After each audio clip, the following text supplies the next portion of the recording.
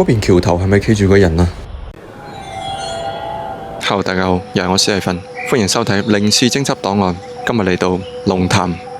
龍潭喺廣州市海珠區，位置大概喺新滘南路附近，靠近海珠濕地公園。呢個名一聽就知唔簡單啦。龍潭虎穴個龍潭喎，但呢度唔係講險惡，而係講神龍嘅。相傳喺遠古時代，南海龍王曾經喺呢一帶嘅河涌居住，所以取名叫龍潭。村入邊有條好古老嘅涌，彎彎曲曲。如果你攞航拍圖去睇，成條水竟然同甲骨文嘅九龍二字相似。呢個唔係我老作嘅，係龍潭村老一輩口口相傳嘅講法，所以村民一直覺得呢度就係龍脈所在，地底有水，就好似龍王嘅口水，飲咗可以保平安嘅。村入邊仲有間洪聖殿，供奉南海神。以前每逢乾旱，村民就會去求雨，而喺殿前挖井，佢哋堅信挖到深處就會湧出龍口水，而且次次都真係有水出嚟。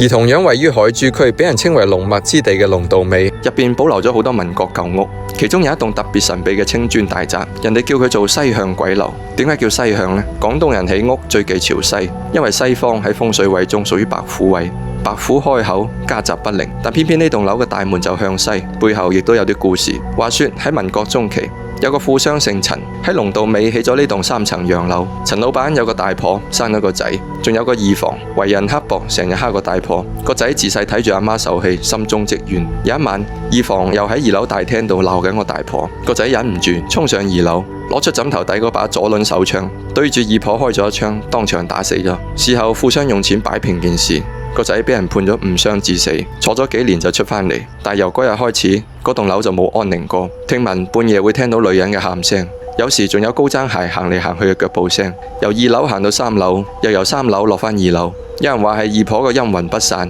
有人話係個仔後來都喺間屋度吊頸，變成一對冤魂。到咗上世紀80-90年代，有啲膽大嘅後生仔夜晚去探樓，話見到2樓個窗邊有個白色身影企喺度望出街，但行上樓又乜都冇。最後呢棟樓俾人徹底封死咗，個鐵閘都生晒銹。而家經過龍道尾，你仲可以見到佢個外牆爬滿咗老榕樹根，白天睇落去都好陰森。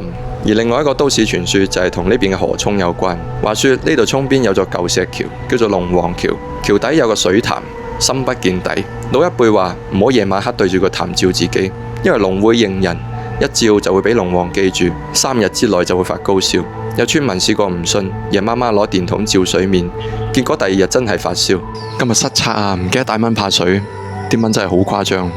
下次見。